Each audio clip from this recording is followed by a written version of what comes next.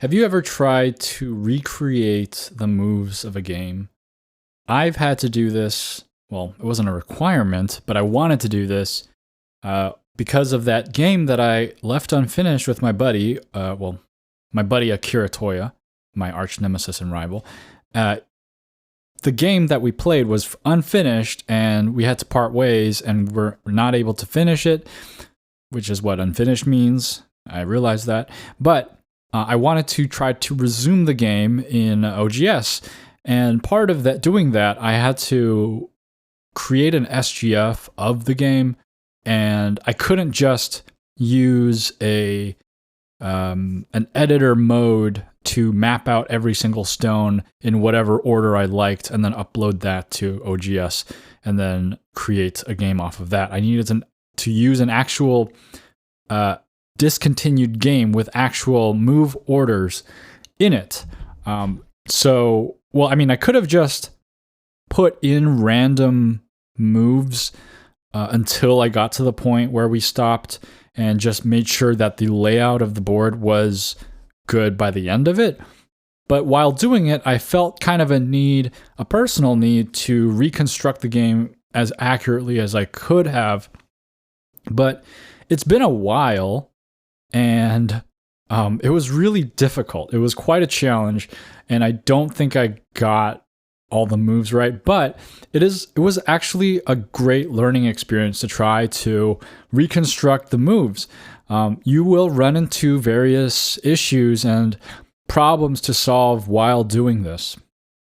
I saw things like, well, I could have jumped here, but then a push and cut would have happened for sure, and that didn't happen, so I don't think I jumped here, and things like that of a flow kind of nature. It's like, you would never bend this way in this situation, so that bend probably didn't happen. Maybe it was a Kosumi to start, and then a stone here, led to the connection of this triangle here, and it's a very good deduction exercise, especially when you kind of remember some of it, but then you forgot most of it.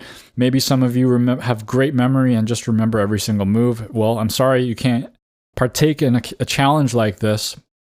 But it was quite a fun, actually, little activity that I was able to do to try to recreate some of the moves. There were some stumpers in there for sure. I was kind of like, why did this group of stones end up like this?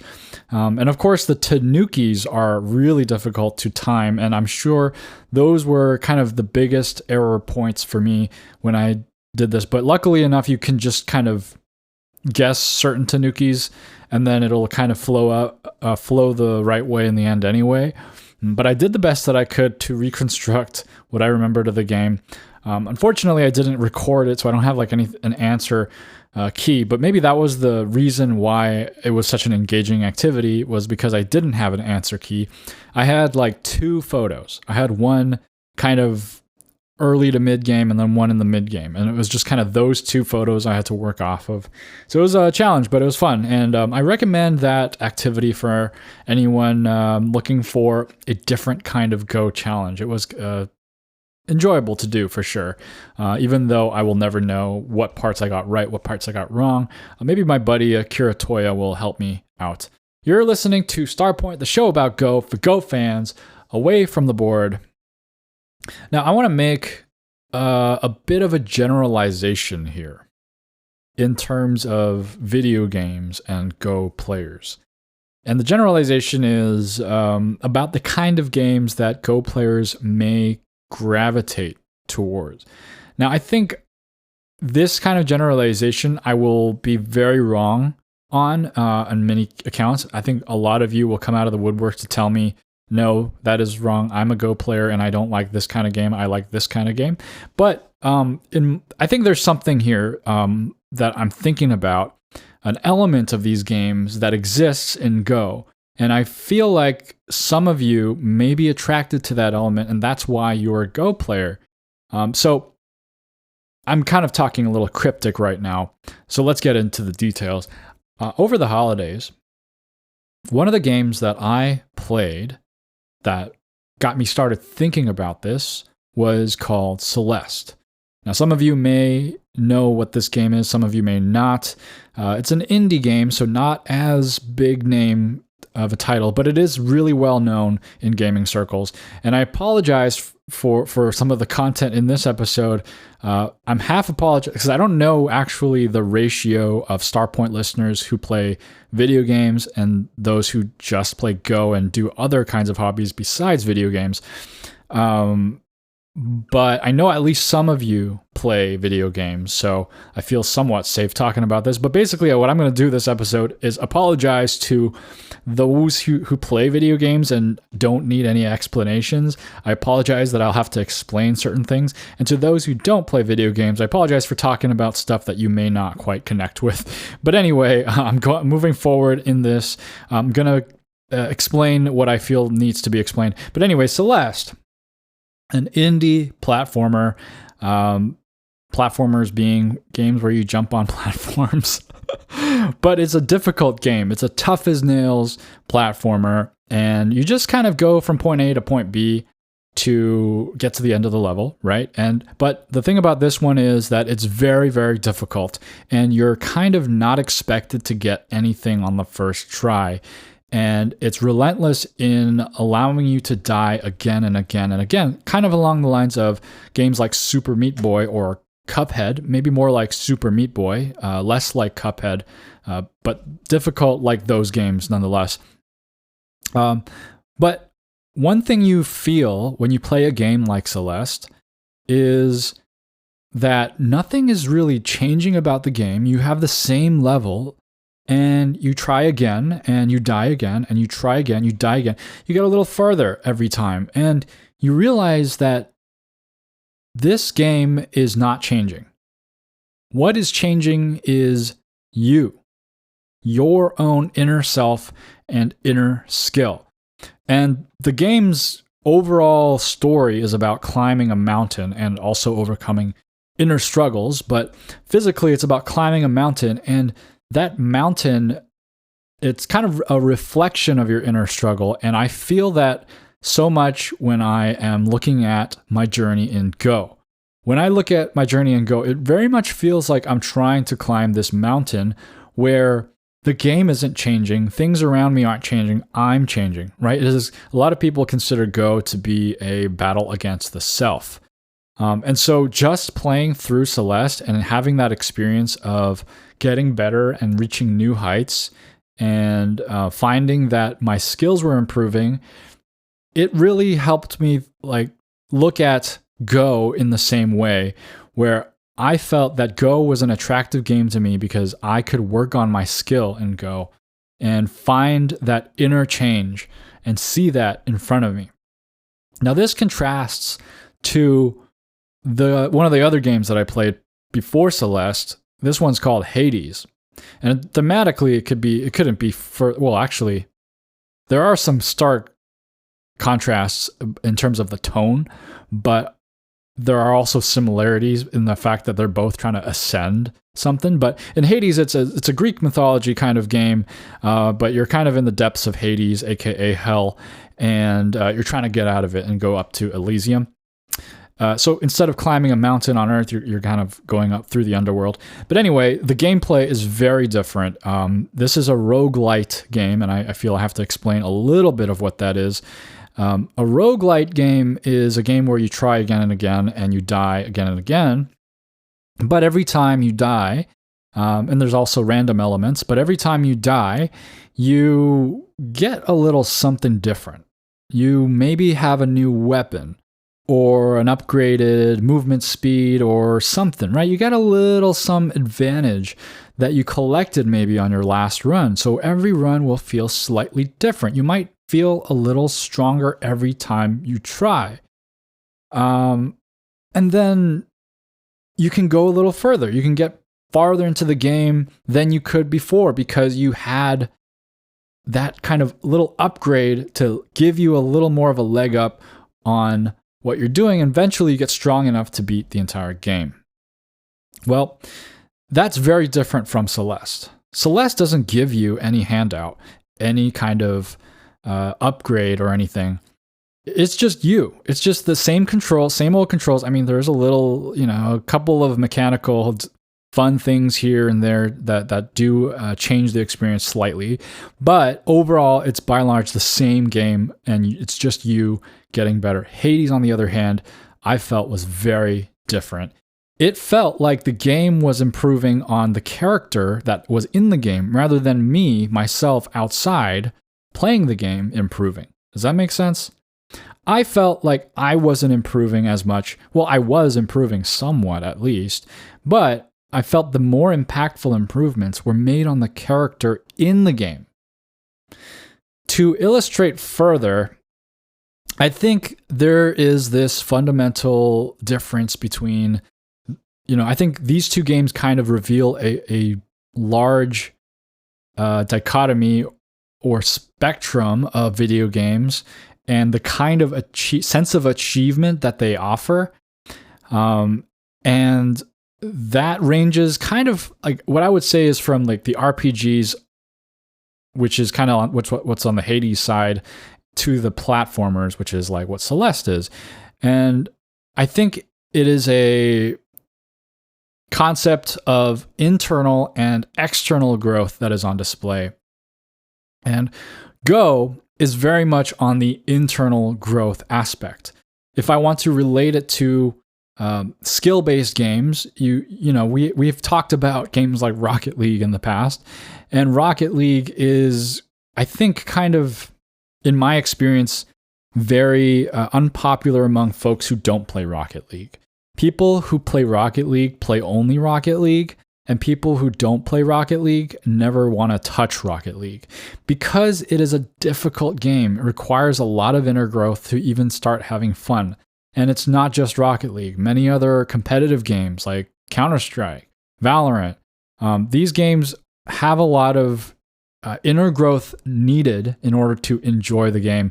Whereas you have other games, I'm not saying that they don't have inner growth, but if you're looking at something like World of Warcraft, like an MMORPG, or traditional JRPGs or whatever, these games like Final Fantasy, they kind of, instead of asking the player to grow, they have the characters in the game grow. They get weapons, they get level up, they get skills. And as you play the game, your character gets stronger and stronger, more fleshed out. Now, again, people who play these games also are growing too. They're managing more complex systems as they go on, but it's a very different feeling. And I think Go is kind of even more on the side of inner growth than any other game. I guess Rocket League might be the one that I feel is the most closest to Go in terms of nothing outside changes and it's just you. Because Rocket League, if you don't remember or haven't listened to the Rocket League stuff that I've talked about, it's car soccer, right? It's just car soccer. So you're just driving this car and you're playing soccer or football, as they call in Europe. And that's it. There's no level ups. There's no, the only thing is you get boosts, but boosts are just available for everybody to take whenever, and they just have some timings. And it's just an purely internal growth game. If you're talking about Counter-Strike, it's it's still a very internal growth game, but you have weapons every time you play a round, you might get better weapons here and there. But there's strategy to that as well. So it's a little less on the pure just skill side of things. And then you keep going down, all the way down to I don't know, League of Legends, where it's all about the character's growth. Again, all these games, they all require skill in their own way, but I feel like when I talk about Go, or rather when I think about Go, it is very much they're not giving you any external handouts. It's all about your inner growth. And I think that people who are more into that inner growth kind of game might be the ones who are more into Go. I think that maybe if you have experience playing games or watching, your friends play games and seeing what kind of hangups, because everybody has a different gaming DNA. Everybody has games that they prefer, games that they dislike. And when you see people playing games, they have certain hangups. And one of those hangups is when somebody approaches something challenging. What do? What is their response to that, right? Do they look up a guide? Do they give up right away? Do they say like, this isn't fun because I can't do it? Or do they try to find some sneaky way around it? Or do they ask like, okay, can I get stronger so I can beat this part?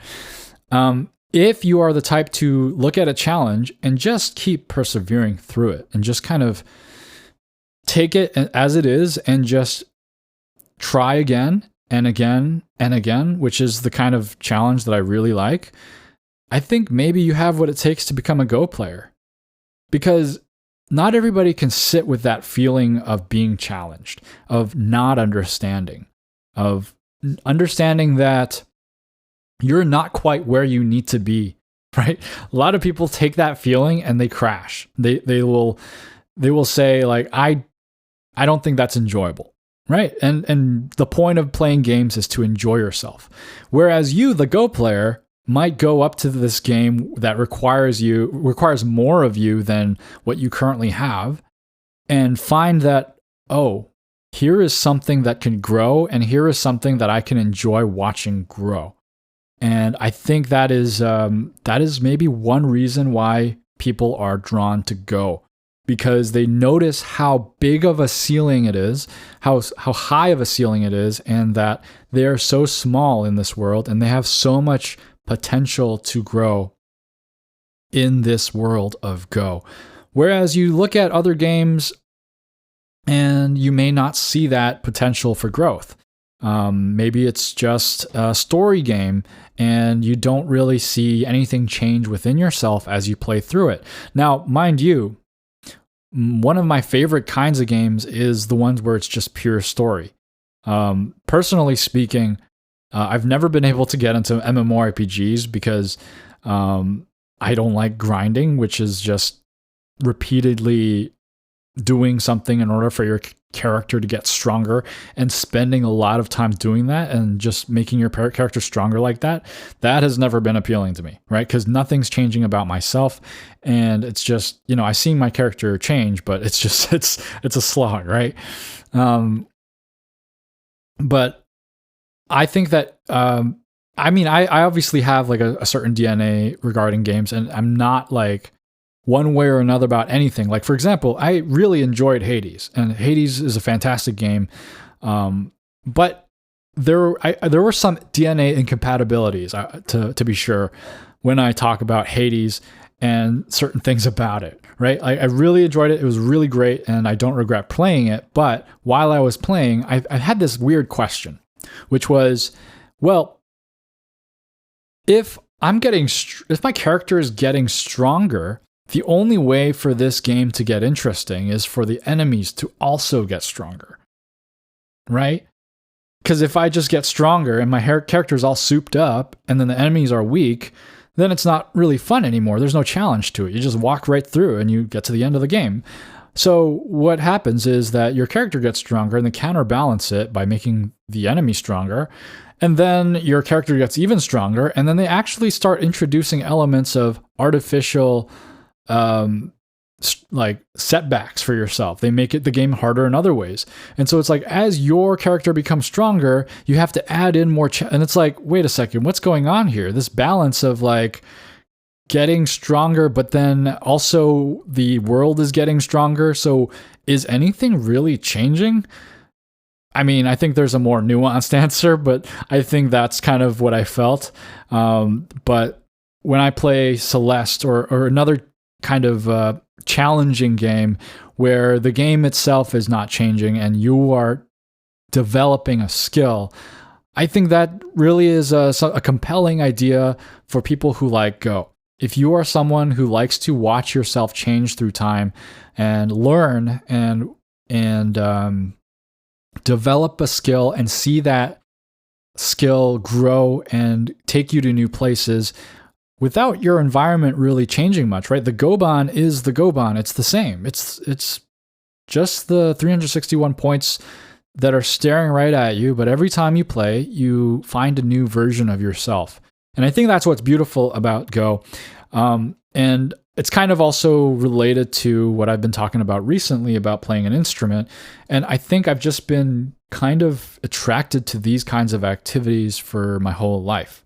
I love to develop the inner self. And I hope that many of you feel the same way, because I think that this is an innate quality that Go players must have in order to enjoy the game.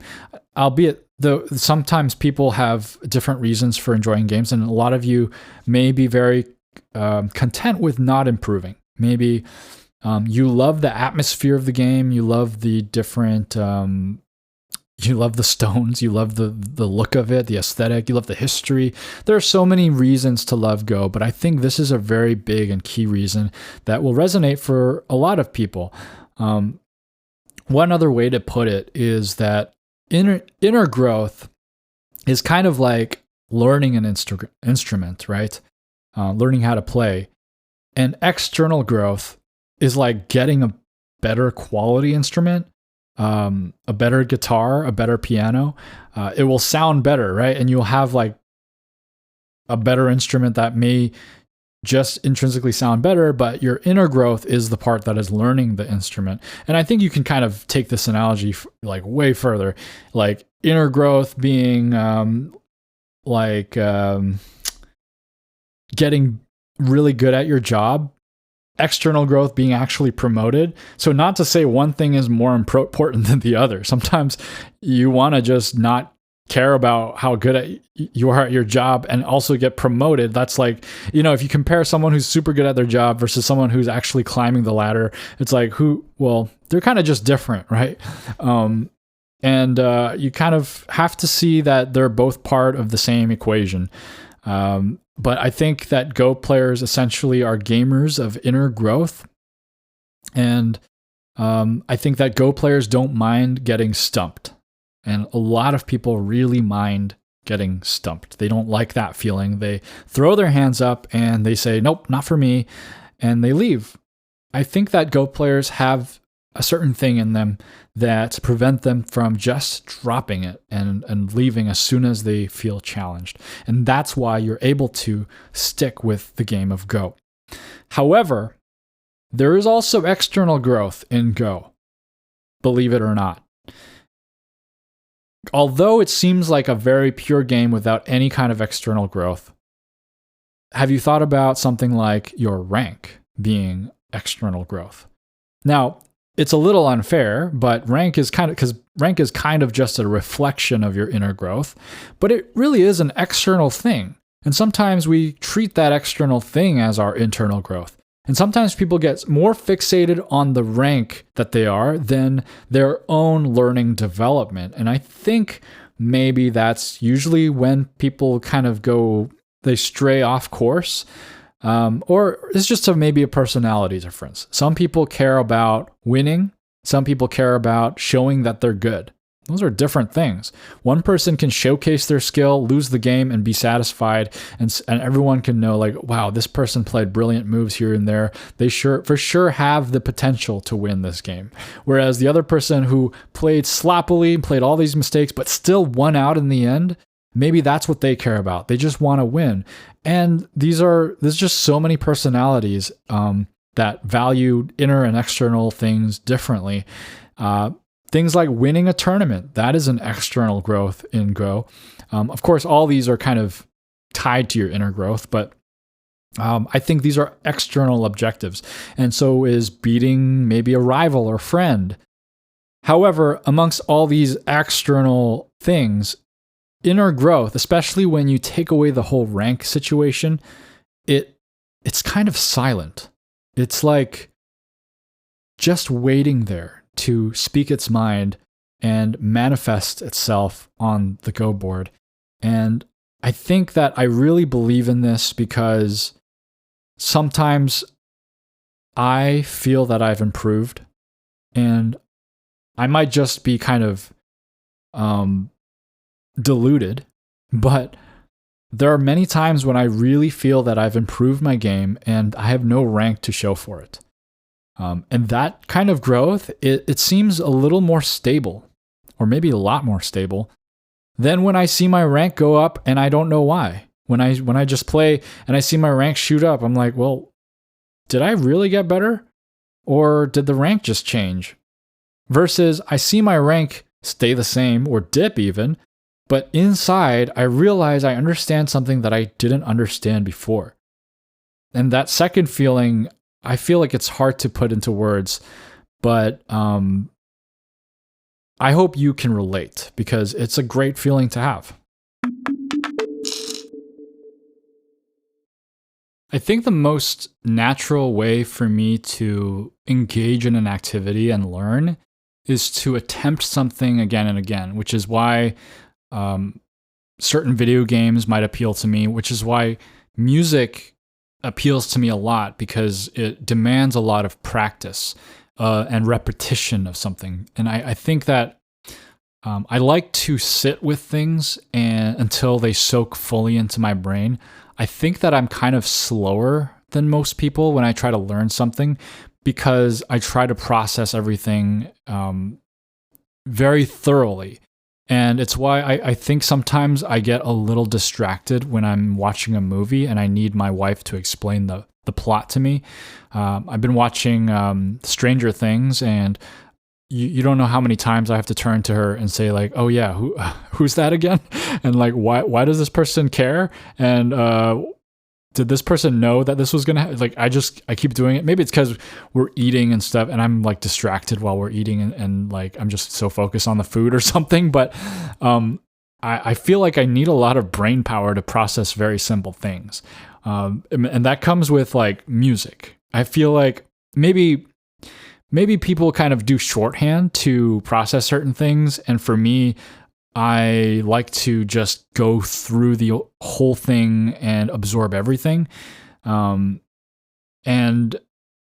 I don't know. I just get distracted by like the way something is framed. Like a scene will just show up, and I will be like, "Ooh, that perspective is very interesting." And then the lighting over there, and then I totally forgot what was happening, and then I need a little breather. Where was I going with this? Oh yeah, activities that appeal to me. So I like repetition. I like to do things again and again in order to improve. And Go, there's actually a little bit of incompatibility with my personality because I've been itching to improve in Go, and one thing that I really like doing is repeating things to improve at something. And Go doesn't have that many repeatable activities to improve. Right? When you're learning a piece of music, it's very good and beneficial to repeat that piece of music again and again, improving on it every time. In Go, you play a game and then you play another game. It's going to be so different every time. Sumego problems, you generally don't want to repeat, but that has been one of the best things for me. When I took an easy Sumego set and I repeated it over and over again until I got it really good, like things like that, right? But a lot of Go activities aren't like that. Maybe you could say a pro game, but I think if I get fixated too much on one pro game, it gets less beneficial every time I repeat through it, which I've found out in the past when I try to do that. So I feel like there is something that I want to do with Go where I want to just drill it. And that's why I love Joseki, because it's just drills. But maybe that's why you have to just play to your strengths. If you have a certain kind of inclination to absorb a subject in a certain way, lean into that, right? If you like chaos and you love like the randomness of doing something, just do that. If you like structured formats and the way you absorb material is through reading words, then do that, right? There are so many ways to learn, and I don't think that any of them are necessarily right or wrong. Some of them might be more efficient than others, but hey, we can all learn at different rates. It's not a race. So I think just stick to what appeals to you and go for that. That doesn't mean you can't do the other stuff. Like I can play games that I like and matches my DNA. I can play games that don't fully match my DNA and still appreciate them, or maybe I will not appreciate them. It's okay. And with Go, I think we have to just I think it's a whole journey of learning ourselves and what we like and what we can flourish with. Now it's time for the DDK Advice Corner, and the tip of the day is, am I gonna die? Well, I'm asking you to ask yourself that when you play a move. A lot of DDKs don't really think about, am I gonna die? They just kind of respond because it just looks natural and you feel like you have to respond. But if you ask yourself a little more often, am I gonna die? You will realize how often you won't die. And this is really just another kind of big Go tip in disguise. This is really just urgent before big, but emphasizing big, right? Like urgent before big kind of has this framing around it that tells you, hey, make sure you don't miss those urgent moves before you start playing anything else. Which leads you to kind of go like, okay, well, I'll just play this in case it's urgent. Well, that's not right either. If you play a move and it wasn't urgent, then you've wasted a huge move. So ask yourself, am I going to die? You might still want to play there even if you're not going to die, but ask yourself that question. And if you answer no, then consider the freedom of other moves. And now it's time for listener mail. Andy writes, Justin, you were pondering why, when looking back at old OGS games from before the reset, why there was a discrepancy between your rank in your player card at the top and your name in the chat. To use some technical language for a moment, perhaps the chat is stored as strings, therefore recording your rank as it appeared at the time. But the player card is computing/retrieving your rank from your player history. Perhaps even using the same code as during a live game. Just a thought. Andy.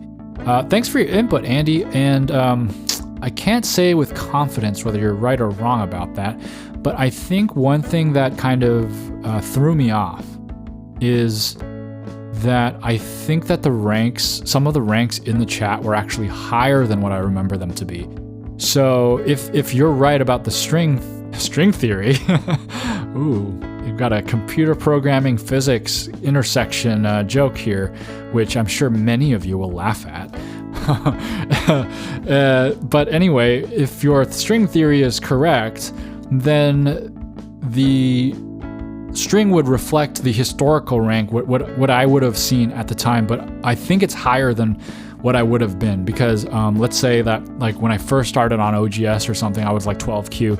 It might say like 10Q or 9Q or 8Q or something in the chat. I don't remember exactly, but I think I saw some chats where my rank was even higher than the computed reset rank, which didn't make sense to me. Anyway, thanks for your thought, Andy.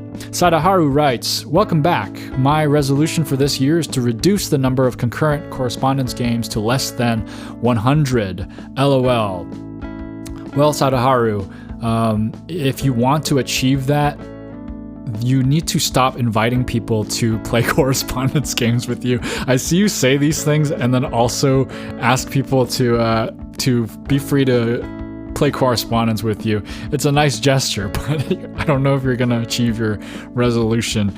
But I should probably do the inverse. Maybe I'll take some of your correspondence games. You can hand me down some of your correspondence games to me, because I haven't been playing a lot. Maybe it's time for me to start up some more. Anyway, thanks again for writing in, Sadaharu. Ryokai writes, my top music artists, A$AP Rock and Polyphia. So this is in regards to the Spotify Wrapped stats, because you guys have all this music stuff going. It showed me a bunch of your music tastes, and I asked you what music you guys listen to. And A$AP Rock, I actually love A$AP Rock. There's one album, I forget the name of it. It's like a video game themed album by A$AP Rock. It has like one song called Rings, and I swear it's like a reference to Sonic the Hedgehog.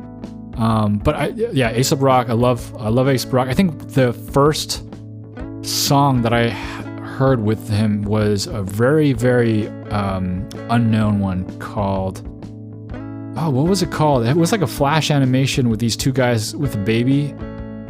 We don't like it. Pigeon spread wings. Something like that. Man, it's going to come to me after I record this. But anyway, I love A$AP Rock. I don't know Polyphia, but since you like A$AP Rock, I'm going to check them out. Thanks for writing in, Rio Kai. Question of the week. This week, what kind of video games do you like to play? Did it line up with my theories? Did it resonate with you that you like to play games that require more skill development rather than leveling up style games? Or was it just completely wrong? On another note, if you don't play video games, what other activities do you like? Do you find yourself attracted to activities that develop skills? Like me, I like playing guitar. I used to love snowboarding back in the day because I loved improving at that, but haven't been back on the slopes in quite a while. But generally, I like things where I can kind of get to the next level internally. Or do you not like things that you can improve at? Do you just like to chill and stick with something that doesn't require skill development? I don't know. I don't even know. Touring food in the city or something, right? Being a foodie.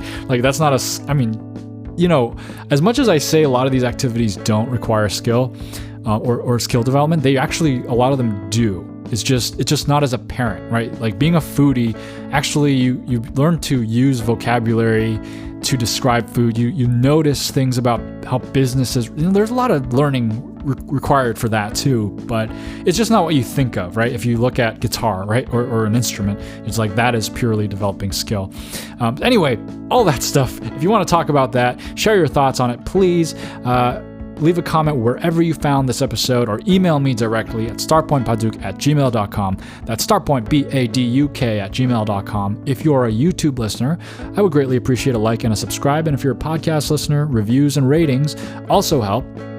A very, very special thank you, as always, to James B., Brandon S., Tristan, Jeff H., and Tyraniton for supporting Startpoint. If you want to support the show in any capacity, you can go to kofi.com/startpointpaduk, that's KO-FI, or check out the Startpoint store at store.startpointpaduk.com, and come on over to the Discord. You can find the link in the description. So, you know why the Go players stopped playing their game after receiving their grades? They were playing in a classroom, just FYI for context, and then they received their grades, and then they stopped playing their game. You know why?